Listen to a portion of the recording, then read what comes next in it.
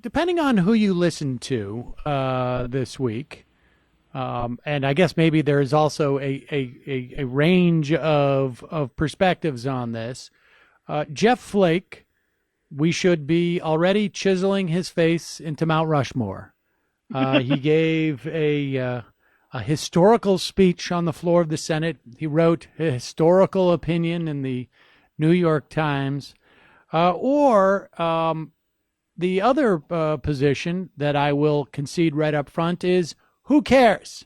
Meaningless, except for in some very narrow instances. And this was not a profile in courage.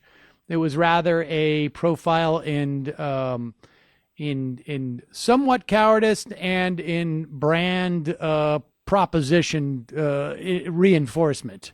Give me your, I mean, of course, and I guess I should explain to our audience what we're talking about is Jeff Flake announced this week on Tuesday in a very surprise announcement that he was not going to seek reelection. He was looking at a very tough race, probably had internal polling that showed the race was tougher than we imagined. And he decided to not run for reelection and announced that things are not normal. The president's not normal. The president is bad. People should not be silent about it. And then he followed up in interviews by saying, no, he's definitely not seeking impeachment. So who cares? Or do you have a different opinion? Well, I'm probably a little bit more sympathetic to people like Flake than maybe a lot of my progressive folks are. Let me preface this by saying I totally get it. Jeff Flake is a far-right Arizona Republican who has voted against everything that I care about. He is not someone that I have any affinity for on a political or policy level. I believe that he and John McCain and Bob Corker and George W. Bush and everybody else in the Republican Party enabled the situation. They laid the groundwork for Donald Trump and bear tremendous responsibility. So just getting that out there, I am stipulating all of that stuff. I don't feel in the least bit sorry or sympathetic for any of those people. However, on a practical level, I do think it is useful just to save the country and maybe the world to have some Republicans standing up and saying some of this stuff out loud, however belated, however, ridiculously kind of lame that it all seems. I still think it's better to have some of them saying it than not. I mean, that's really the limit of my of my admiration, which is just I think that in order to rein in Donald Trump, or at the very least start to begin to show the Republican Party itself, a reflection of itself, in which you have some people who are conservatives and have been, their alleged champions all these years. I mean, Jeff Flake, Mr. NRA, John McCain never met a war he didn't like.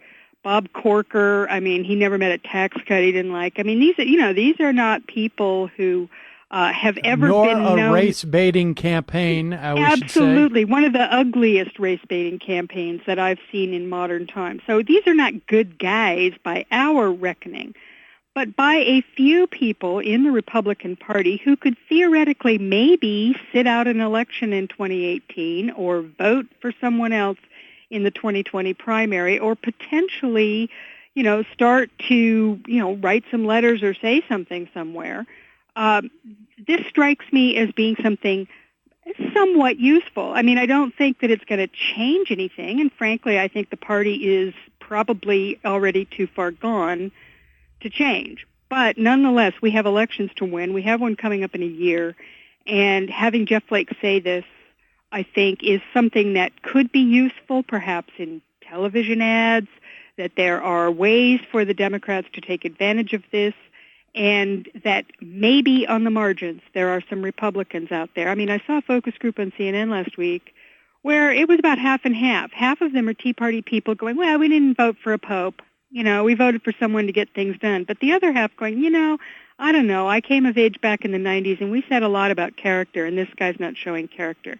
If that rift can be leveraged, even in the smallest way, this is a very closely divided country.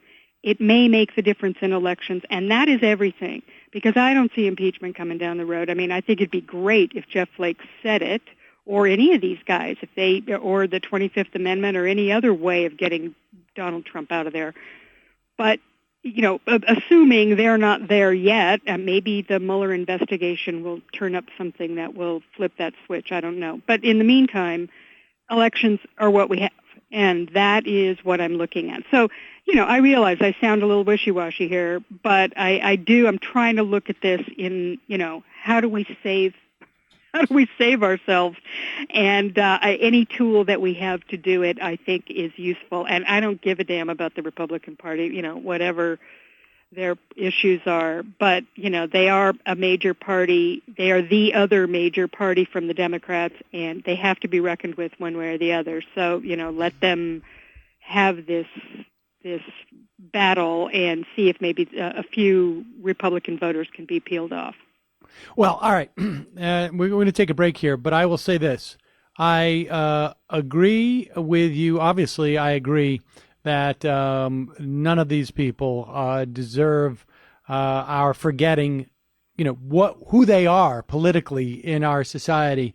And I do also agree with you that the question is the one of practicality and one of efficacy in terms of our goals as people in the left of center, and of just being normal human beings with Donald Trump as our president. With all that said, I actually think praising Jeff Flake runs contrary to that agenda, and we're going to take a break, and when we come back, I'll tell you why. My name is Sam Seder. This is Ring of Fire Radio. I'm talking with the great Heather Parton, or as you may know her, Digby.